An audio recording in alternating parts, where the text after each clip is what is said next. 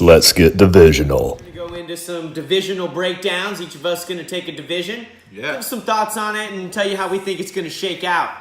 So first we're going to go to Mike talking about the lager division. The lager. Worst fucking beer there is, by the way. But hey, let's talk about it. I'm going to start from bottom up. Starting in last place, I'm picking the extremists. There's no way they're going to... If they win 5 games this season, it'll be a miracle. He has no receivers right now. Dez, and there's Dez again. We don't know when he's going to play, if ever. Alshon Jeffrey, he's on the IR, but who knows when he's coming back. I mean, what does he have? He has nothing, right? But the first 2 teams, I got them as 1 and 1A. I'm going with Killer Bees 1. I love their receivers, Hopkins and Brown. I mean, they're probably 1 and 2 receivers. Brown is going to have a hell of a season, especially since Beckham Jr. just signed a big contract. Brown is playing for the next big contract, so he's about to go off this season.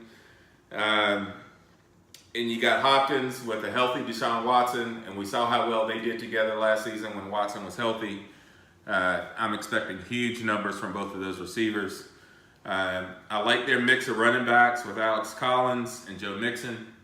And the quarterback, Stafford, is solid. So I'm expecting them to be number 1 in that division. But I like the Nuggets. The Nuggets, look, they're solid up and down. I mean, they're going to be in every single matchup, and they're not weak in any position. So I like the Nuggets. 1A. I didn't give them a second place. I gave them a 1A. Nice. All right, and next we'll go to Linda talking about the Porter division. The Porter division is going to be extremely close. I think it's all going to come down to 2 things: injury and in-season management. I do give an edge to the Maulers, though. I can't really rank the other 2 teams, but the Maulers I cannot see getting any better with Gurley, Hunt as your running backs. That's insane. And then Keenan Allen, Landry I think is going to be good. He's got a lot of good upside guys with Fuller, Anderson, and then he's got the stability there with Rivers and Walker. So I really do think, K-Town, they're possibly going back. But Growlers, their team looks great. Blowhards, I mean, they have Barkley, they have Gronk, they have an awesome, both teams, Growlers and Blowhards have amazing wide receivers. So, like I said, I think it's just going to come down to in-season management and injury. And we'll see what happens there, but that's the closest division in my opinion. So who do you have as a winner? And my winner, definitely the edge goes to K-Town. Now we're going to take it to Matt for the IPA. Okay, well, the IPA, let's start with the Hunters. The Hunters, again, are going to be what they've been the last couple years, and that's a middle-of-the-pack team. Right on the edge, 6th, 7th in the rankings, maybe a playoff spot, maybe not, possibly a wild card. But I don't see them as being deep enough to win their division, but bad enough to be too far down into the lottery. Hunters are middle of the road for me. The team to beat in the IPA this year, I think, is the Gangsters. I mean, when you have like 17 first-round picks, how can you not be the team to beat? I feel like he made good use of those picks, picked up Diggs, picked up Tyreek Hill, added to his solid running back core. I mean, the Gangsters are definitely the team to beat this year.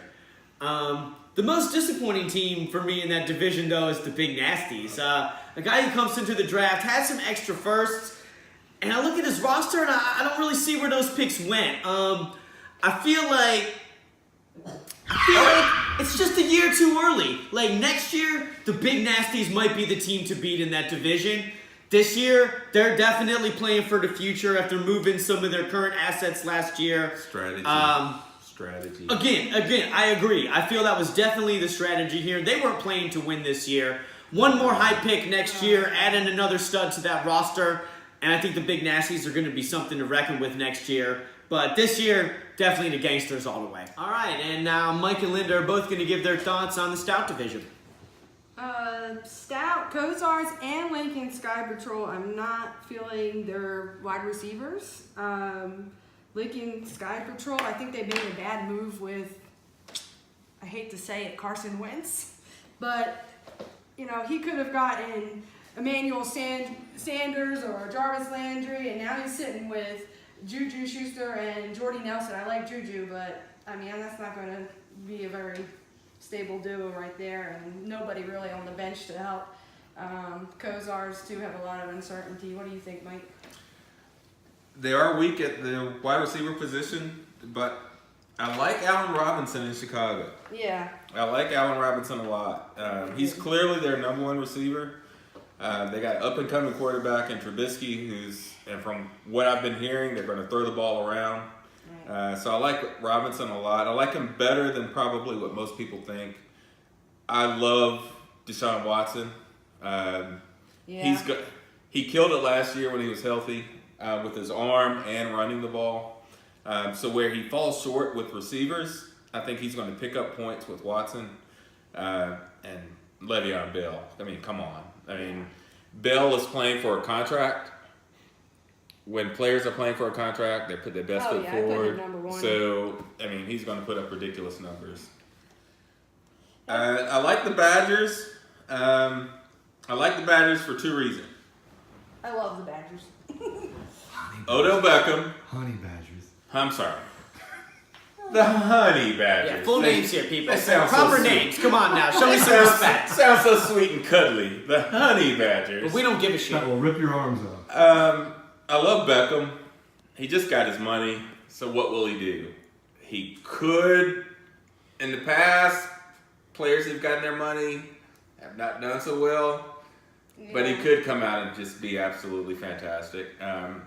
When he's healthy, he's obviously the best receiver in the league. I put him above Antonio Brown when he's healthy. And Brady may be playing his last season. Right. Brady may go off again. I mean, he doesn't have his main weapon to start the season, but has that ever hurt Brady before? Yeah, he's going to Not be at solid. all. And to have Julio Jones in there and David Johnson, I mean, that's just killer. I think his old draft went really well. I like the Sky Patrol coming in. Their keepers were good. They didn't draft very well. They didn't have a pick until the third round, which I think hurt them.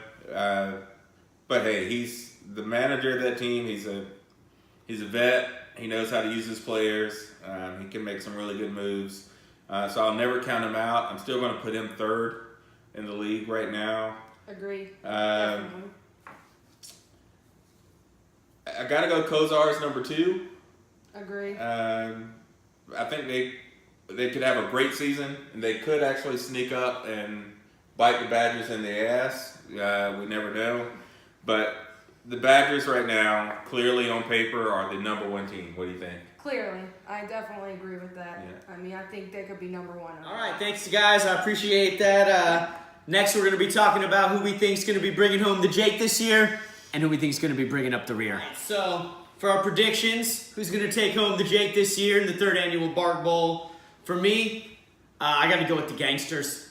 They got, solid starters, if not some elite starters, enough depth to weather any storm, and to me, the Gangsters are the team to beat. As I said before, I'm going with Honey Badgers. Can't get much more solid than what he's got.